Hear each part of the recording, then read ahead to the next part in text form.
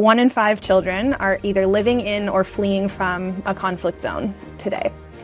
Climate change is worsening disasters, creating devastating impacts, and continuing to displace millions every single year. We are quite agile because we are small and we can quickly talk out decisions and see what makes sense and let's get going. We don't have to run it up 15 levels of admin to get approval to set up a tent somewhere.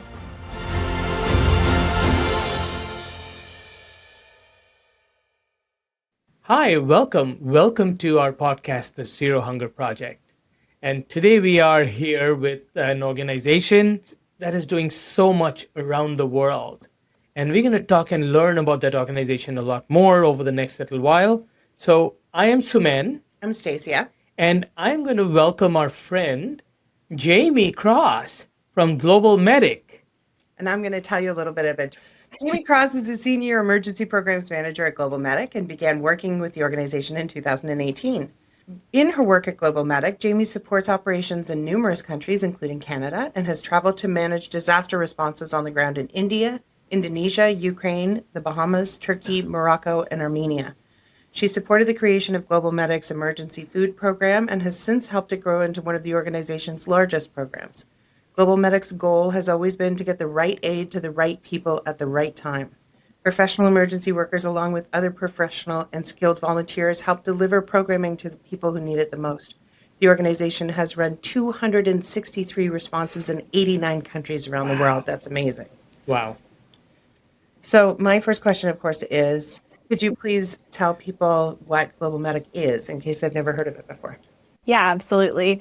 So GlobalMedic, we're a registered Canadian charity, and at our core, we are a disaster and emergency response agency. We work all around the world, including in Canada, and the type of work that we do really varies wildly, depending on the context that we're working in, because we're really, driven by the needs, and so our solutions and our programs are as well driven by those needs.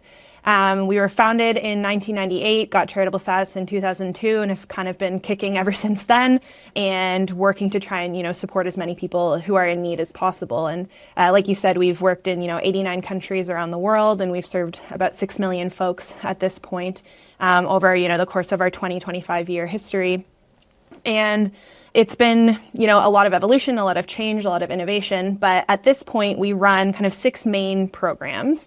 So we have our water program, food program, our shelter program, medical. We have a drone program, which we call our Rescue AV. And we do a lot of flood and fire response here in Canada. But really at our core, we're an organization that looks to kind of find innovative solutions to the problems that we see during disaster. So if we are doing needs assessments and what is needed does not fall really nicely into one of those 6 categories, that's fine. What we want is to find the solution that's needed on the ground, in that moment. We're very, very volunteer-based and run around here. We were founded by a volunteer emergency responder who's our current executive director still volunteers in his position. We were volunteer-run for many, many years before hiring the kind of small core team that we have now as staff, but we still have thousands and thousands of volunteers that are volunteering their time nearly every day to help deliver our programs. And so that is a huge part of what we do, and maintaining those volunteer connections is the only way that we're able to do the work that we are continuing to do. Awesome. It's fascinating. And I have heard of GlobalMedic because you are a partner of our organization, and you do give us a lot of food, medicines whenever we need. So thank you for that. But over the last decade, I know you've been there for a lot longer than that, but over the last decade, we have seen the need skyrocket globally. Is that a fair statement? Yeah, 300 million people around the world are in need of humanitarian assistance this year. Just in case people are wondering why organizations like this exist. It's crazy, and the needs are growing seemingly exponentially, both globally, but also here at home in Canada, we're seeing those needs rise as well. Conflict continues to be a major driver globally of needs, as well as kind of the climate emergency that we're seeing globally. About 1 in 5 children in the world are either currently living in or fleeing from a conflict scenario right now. Okay, wow. Again, I'm going to ask you to repeat that one more time. I'm not joking. People need to hear. No, it's again, these stats are really, really staggering. And so about 1 in 5 children are either living in or fleeing from a conflict zone today. climate change is worsening disasters, creating devastating impacts, and continuing to displace millions every single year. And even if we just look at, food insecurity and global food insecurity, that's still affecting, over 280 million people every single day who are not able to meet their needs. I mean, I say it's crazy and it's wild, but it's our daily reality. And for you as well, who are addressing food insecurity here in Canada, you're seeing that slice, how it's impacting folks here at home. And the impact on everyday life is just crazy. But yeah, all of these different things are kind of contributing. We've got, more than 8.7 million people living in food insecurity in Canada. And in Toronto, that number is crazy high. Last year, food banks in Toronto, serving, more than 3.5 million client visits. And you guys are seeing a large part of that in Scarborough, I can only imagine. So that need just keeps going up and up and up. And unfortunately, what we're seeing, and what I would imagine you guys could echo as well, is that the funding available to address those needs is stagnating, if not declining in many cases. Hypothetically speaking, if there was funding, if there was funding available, it's going down. I think, and especially with the tariffs and all coming in, it's going to get worse over the next 6 months to a year or 3 years, whatever time it needs. Are you all seeing the same issue, especially when it comes to donations and funding? Yeah, I think, again, for both our programming in Canada and around the world, whether it's institutional donors that we're talking about or just, the public, people themselves are having to tighten their belts and they're facing more issues. We're seeing more first-time food bank users than ever before. And so as more people start turning towards actually needing supports that organizations are offering, the likelihood that they themselves are able to make donations also declines, which is totally understandable. But we have this widening gap then between where the needs are going and where the funding is available. And that's really concerning as well. Let me ask you this question, because I've gotten into really heated debates with people about whom I care very deeply, who share different philosophical views than I do about our need to help people in our country versus, say, other countries. So, and I have no doubt that this is a conversation you have all the time, every day. Can you please walk through the rationale behind, because there are a lot of people, and for their own reasons, rightly so, are saying, why are we sending money to Armenia when we have such a problem here? Yeah, and partially I think it's a mindset as well. I really don't look at it as an either or myself. I think that there's a lot of work to be done here in Canada. Some of that work is on the funding side. I think a lot of it's on the policy side and driving what change looks like in our society. We can't always influence policy changes that are happening internationally. What we can impact is kind of Canada's relationship internationally, Canada's presence internationally, and how we're responding and helping. And I also think that as we sit in, we're in Canada, but whether it's Canada, the UK, Australia, the United States, any of these countries, part of the global north, the reality is that the impact that we're having on the rest of the world is driving a lot of these humanitarian needs. And so it's my perspective, but I do feel that we have a responsibility to both be stewards of the negative and positive that we're putting out, globally. And so whether it's something that we've done now, today as a country, or 50 years ago that's still impacting change, we're still this global community, and I do feel that we have a responsibility to see, our impact on the world and see how we can make that change. And also, we're still a country where, we are a country of immigrants, and we are still welcoming, new Canadians. We want that to continue. We want to continue supporting all the diaspora that we're continuing to welcome to this country. And I think, digging our heads in the sand and saying, well, we can't help anyone else until we help ourselves first, it's a bit of a closed, way of looking at it. Which is a very polite way of saying that's gross. Yeah. And I think it could be a bit naive to assume that if we got rid of all international aid tomorrow, to assume that all of that money would be reinvested into community programs to support those who are struggling here in Canada, I think is a bit naive as well. 100%. So, Jamie, I'm going to preface by saying I 100% agree with what you say. I made a statement at the UN last year by saying nobody has built a wall that high that's going to reach the sky, so we are in one world. So I totally love your principle and the way you'll operate. But going back to this a little bit, and because this is a question that, as Stacey said, I hear that all the time, even from some of our elected officials at some point. So when you need to go, let's say in 2008, was it? I don't remember which year, there was an earthquake in China and your team was there to help on the ground. Now, knowing China having enough resources and commanding the global economy and business quite a bit, why do you think is the need for your organization to go from Canada over there? Isn't there enough resources within the country to be able to do that? And if there isn't, is there any message you want to give to different countries, especially the developed countries or the global north countries? Would you like to address the Chinese government? This was an example. In your career, Jamie, go ahead. This was an example. I'm but sure they're listening right now. Go. Tell them what you They want. probably might. Yeah. Well, I wasn't around when, in 2008 at least, when when that response would have occurred. What I can speak to is kind of what we look at as an agency when we're saying and assessing, okay, something has occurred. Are we going to respond? Because the unfortunate reality is that there are emergencies happening not just every single day, like every single minute.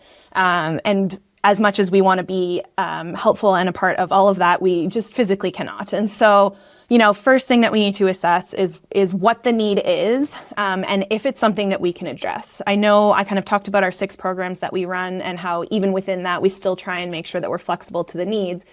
But at a certain point, we aren't going to be the ones that are, say, conducting emergency surgery post something. And if that is rare, it's rarely the only need, but if that, for argument's sake, was the only need after a disaster, then it's not probably the best place for us to mobilize a response to. So there's always an evaluation of what that need is and where we can provide support and where we can provide benefit. Because what we don't want is to overburden a country with items or people or teams that are in when they're trying to deal with a crisis that's going on.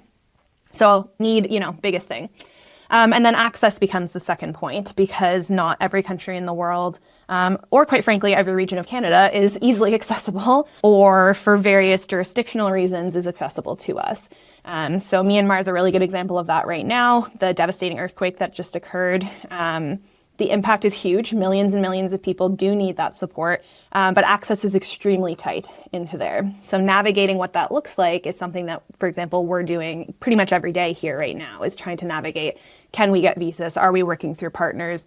What is the need and how can we support when there's, conflicting factions within a country and certain areas might not be accessible, but that might be where the need is. Does anybody ever say no?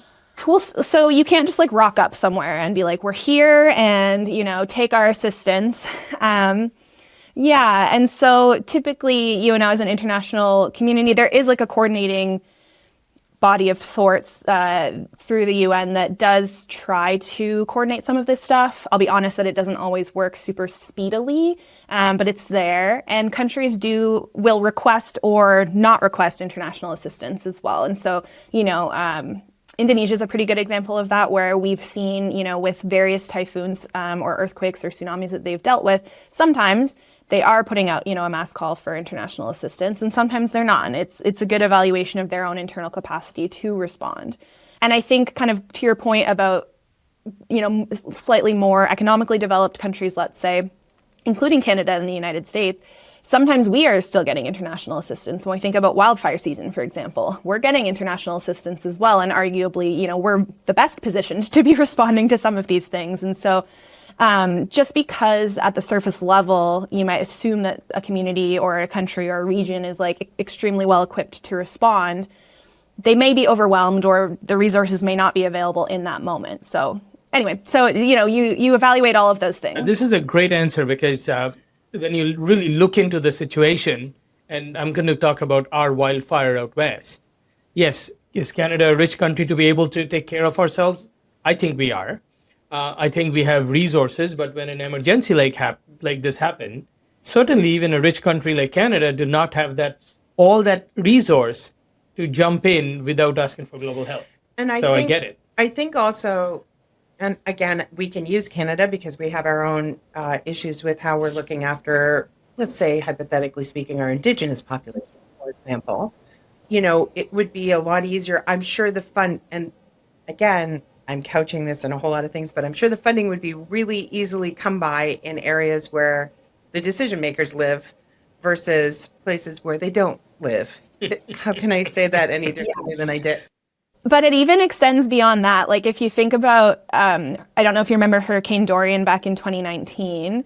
So that, devastating hurricane, I really don't want to downplay the impact that it had on the Bahamas. It was immense. There was a lot of need, and there was a lot of need for organizations to be responding, including ourselves. We were there for quite a long time. But to contrast that with earlier in the year, Cyclone Idai ran through, the southeast coast of Africa, hitting Mozambique, Malawi, Zimbabwe, and creating just as devastating impacts across those countries. We were responding in both cases. People have never been to Mozambique potentially, or don't even know where that is. And so compared to the Bahamas where, I've been there on vacation, or I know my favorite celebrity knows there. Is your disaster sexy enough for me to pay attention to? 100%. So it's, I'll let you guess what the differential in funding was for us for Bahamas versus Cyclone Idai. We have these conversations a lot. My background is in sociology, so we talk about all this kind of stuff all the time through a lens of social justice. And it's the whole concept of aid versus development. So how often, meaning for people who maybe don't understand that, development is kind of a long-term solution. It's playing the long game about having to change policy, right? Helping capacity building and all of that type of stuff versus aid, which is immediate and urgent and temporary. It's triage. And how much conflict is there for you as an organization, an aid organization, to run up against that sort of possibly semantic argument between aid and development? Is that ever a thing? I think for us, it depends on how long we are involved in a crisis. Because unfortunately, at the end of the day, as a charitable organization, we are dependent on the funding we have available. So to a certain extent, it is influenced the most by that and how much money is available to do the work. At our core, we are really, as you say, like a humanitarian aid agency. We are focused on that, day one, day two, month one, month two situation. And so we're not always as focused on, okay, how is what we're doing right now going to make a change 10 years from now? But you still have to be mindful about the work that you're doing and making sure that you are trying to think through any potential unintended consequences of the work that you're doing. You have that responsibility because you might not be there 10 years from now, but this community will be there 10 years from now. And you certainly don't want to be, contributing negatively to something that might have as you say, an unintended consequence years down the line. This conversation, within the space, we talk about the nexus point of development and humanitarian assistance, because there really is a gray zone where it's when is it kind of shifted? When are we shifting from this kind of triaging work to when are we looking at more long-term sustainable solutions? And I think the answer is different in a lot of cases, because you also then run up into, we are seeing more protracted crises than ever before. Not so much on the kind of natural disaster side, but we're seeing all of these conflicts that are hitting 10 years, 15 years, 20 years of the same conflict really continuing. And we've been working in Syria for more than 12 years at this point, but it's still an acute emergency. And Yemen and South Sudan and all of these places, how do you keep people inspired to keep donating? Or volunteering. Or volunteering to help conflict that doesn't seem to ever stop? Yeah, I would say for us at least, it's much easier on the volunteering side. We have some amazing volunteers who are really, really dedicated just to helping. Right, you really have to, it's a calling for a lot of people to do that kind of work. But how do you get them to part with their money with something that's ongoing? It's the harder piece, I think, right? And I think we're so used to kind of this news cycle pace of paying attention to, global conflict or just emergencies in general. But if it's not in the news cycle, we're not thinking about it. And if we're not thinking about it, then it must not be that important. And so fighting that, I think, is difficult. We try to continue talking about these protracted crises as best we can. Certainly advocating when we're talking to larger, more institutional donors to advocate for the investment in those types of responses. Quite frankly, sometimes it works and sometimes it doesn't. And it's just a matter of continuing to advocate because the need is still there. And just because, it's out of our news cycle doesn't mean it's not their daily reality, and they still deserve, that support. But again, this widening gap that I keep talking about of needs and funding, that's contributing to it as well, where people just are forgetting that these crises are even a thing. And so they're not donating. Particularly if you're in a crisis in your own house. Yeah. In Toronto, it's hard to deal with a crisis in somebody else's house on the other side of the planet. 100%. So for somebody who runs a charity, I always think that the day I'm successful is when I can close up my shop and I'm out of business. Do you all think the same way? Are you trying to put yourselves out of it? I mean, wouldn't it be great if you didn't have to come to work? You could go do something. Yeah, obviously it would be. I think that that's an extremely good point, though. And especially when we're looking at more of these development issues or more long-term emergencies that we're facing here in Canada, like the issue of food insecurity is an emergency, but it's a long-term emergency that's been going on for quite a while. We're seeing it kind of ramp up now. But you don't want to have to continue offering these types of services. Like the food bank system as we know it in Canada was only developed in the 1980s as a response to kind of increasing needs then. Again, say that again one more time. Honestly, so here's the thing. Suman knows all about food security. He's in the food security world. He knows what all the acronyms stand for. He's taught. For the average person who has not talked about this, I mean, I'm in social justice, but in a much larger way. When you say things like that, it's jaw-dropping. So say it again. How long has the food bank system been going on? So the modern food bank system as we are kind of seeing it today was really started in the 1980s in Alberta in response to increasing economic hardship and crisis that they were seeing. And it was never meant to be a permanent solution. It was meant to be a temporary solution to kind of, we're finding this, we're in a moment now where we really need to pull together. But how many decades are we later? And it's, to be clear, food banks are doing amazing work. Like food banks and food assistance programs are doing amazing work and the need is still there. But we shouldn't be, striving for in 40 years from now to continue to have this food bank system. I have a couple of things to say about that. First of all, I was born in the 1970s, so the 1980s was not that long ago, Jamie, just to be clear.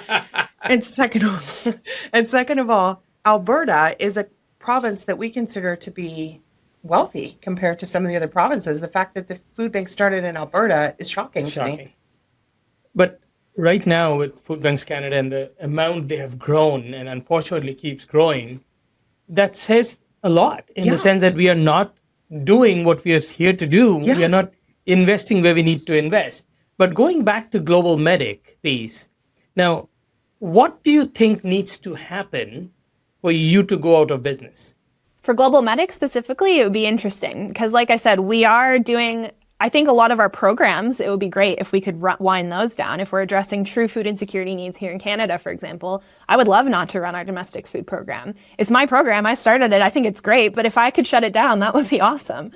I think that to assume that there could ever be a world in which nobody ever needs assistance is probably unlikely.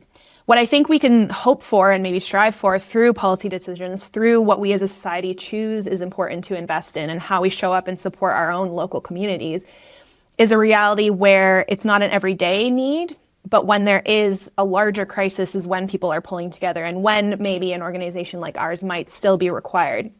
Internationally speaking, there are going to be hurricanes, there are going to be earthquakes, there are going to be tsunamis. Can we build up those communities to be more disaster resilient so that the impacts are not as great? That's not necessarily programs that GlobalMedic is running, but as a larger, industry certainly is on the table and part of the conversation. A lot of work is needed there. As we continue to see climate impacts increase, what is needed in those areas changes because we're seeing now all these coastal communities who are now at high risk for flooding than they've ever been, high risk of potentially not even being there as we're seeing, waters, And we're still having conversations with people about whether or not climate change is real, just by the way. Yeah. So as I say, I think that when we're looking at an emergency response, if your house is on fire, you're going to need the fire department. If there's a massive crisis, you're probably still going to need some organizations to come in and run those programs. In the immediate term, what would be ideal is if the time frame that support is needed is shorter, if the number of places where that support is needed is shorter, and if the kind of longer term emergencies that we're seeing in all of these places, whether that's food insecurity here in Canada or larger conflict scenarios elsewhere in the world, whether those background emergencies are no longer there to promote more resilience within communities. But it's really hard. I've been in this industry for about 7 or 8 years now. And I can't picture that world. I would love to see it, but it's very hard because you're just so bogged down in the work that's being done and all of the different crises that you're seeing. I would love to see that type of change be made, though. Now, keep in mind, I don't want you to lose your job, nor I want your organization shutting down. But do you think, and I'm dreaming here, absolutely, I don't know this dream will ever come true and if I'm going to need to wake up. But do you think that there is a role to play for the UN a little more to have these disaster relief under their umbrella with much better funding models, not to be relying on charities from different countries to do this work? Is that? I don't know, to be honest. I think that it becomes hard when things become very, very large and bureaucratic. What I can say, this is really the ethos about GlobalMedic, is we were founded because our executive director, Raul, was providing support in emergencies in Nepal and was basically seeing all of the waste that was occurring within the sphere of humanitarian aid, and how much money is actually making it to that end beneficiary who needs the support. And so, as with anything, I think it's very important to point out that admin is needed, support is needed, staff are needed to run programs, and they deserve to be paid a living wage to do so. So I'm certainly, a big advocate of that and kind of demystifying what admin and charity is.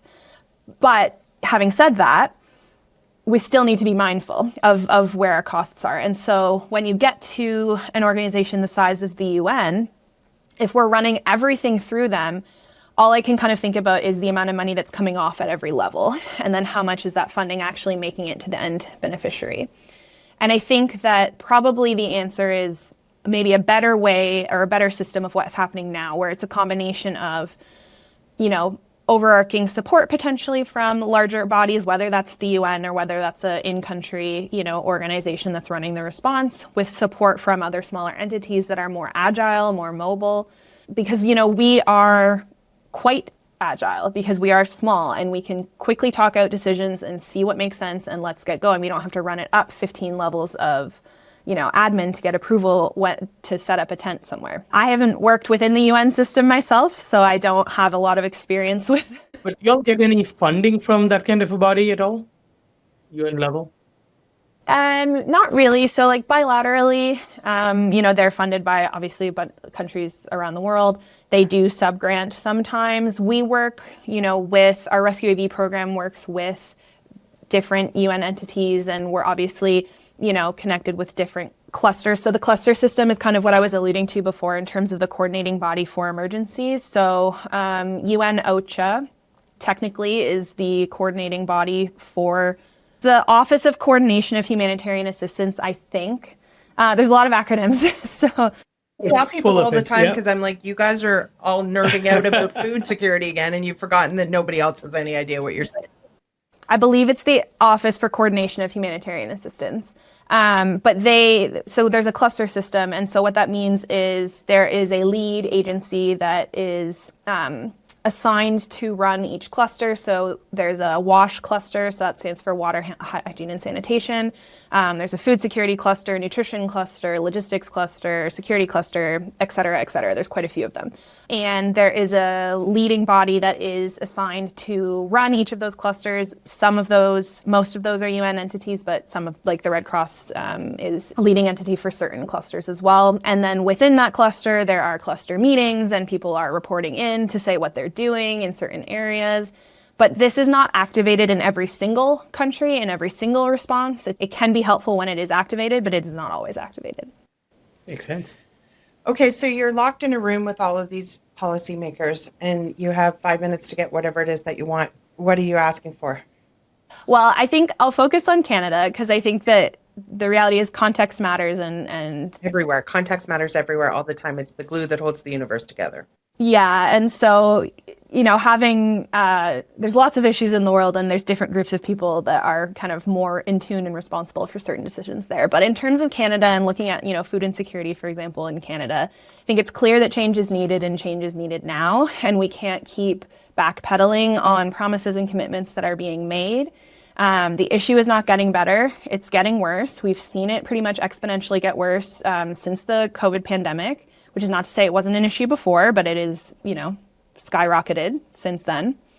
And I think that those who find themselves in the position to be able to influence policy, whether that's at smaller levels or larger levels, federal or municipal, need to be paying attention to the feedback and the recommendations of the groups that are doing the work.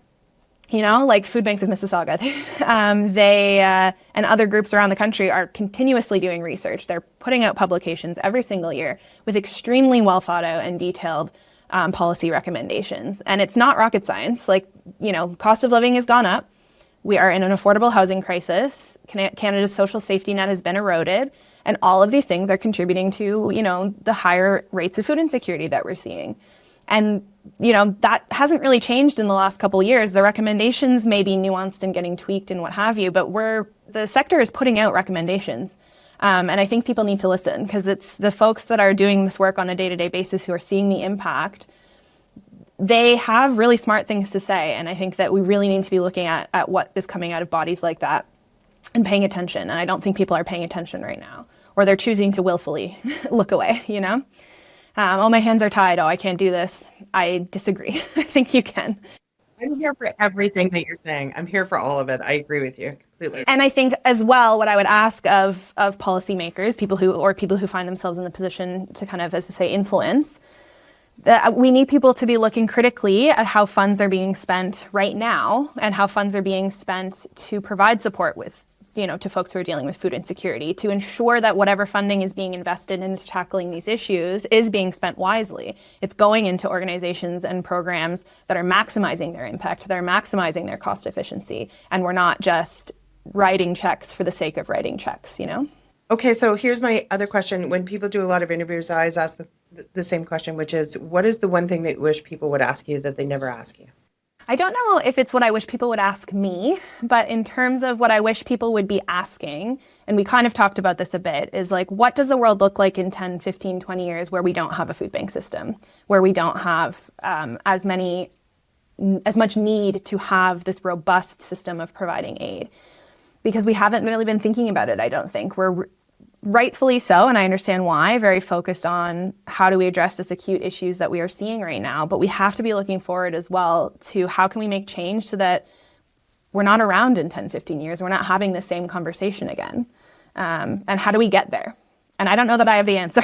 And also the other thing that I'm really being moved by having these conversations with people who are really in the front lines of dealing with these massive infrastructural problems in our country and other countries around the world is, how do you stay soft-hearted about this? How do you stay engaged in the work that you're doing when in a lot of cases it's in the face of really insurmountable odds? And that's why people feel this sense of inertia, because it's so overwhelming that they're like, well, I can't, there's nothing, it's such a huge problem. How do you keep swinging? Yeah, it is a huge problem. But I think for me, I'm very lucky to be able to engage with our volunteers, for example, who are coming in and, you know, donating their time to help, whether it's a program here in Canada or elsewhere.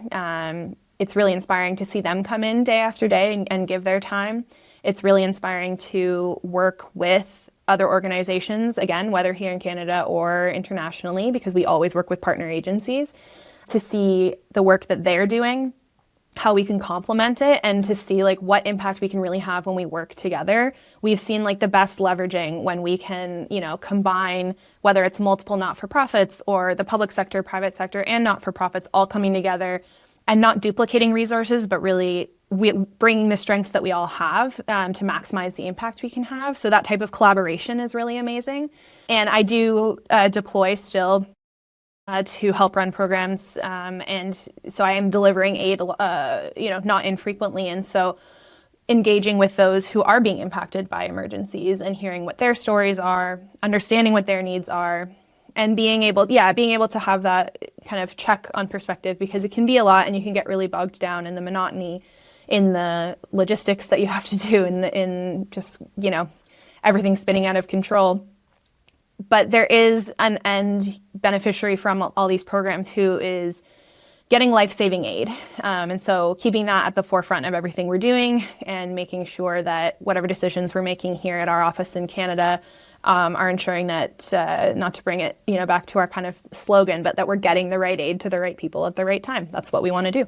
And I think it is fantastic. And I think that's the thing that I get asked a lot when people find out that we're doing this podcast is how can I help as an individual? And I think what I'm hearing you say is we need your dollars. We need people to vote appropriately for certain things happening, right? Those are the two places where people can leverage their influences with their pocketbook and with their vote.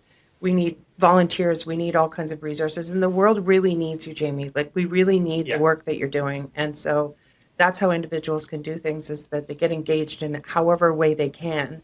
Totally. I think continuing to try and educate yourself in whatever way that looks to you, but about issues, global issues and community issues. I think people would be shocked to find out, how pervasive issues like food insecurity are in our local communities. So just continuing to educate yourself, finding organizations that you believe in the work that they're doing, whether that's Feed Scarborough or GlobalMedic or whatever it is, and trying to find ways that you can support them, whether that's volunteering. If you're in the position to be able to donate, that's amazing. And financial contributions obviously create the most flexible solutions for us.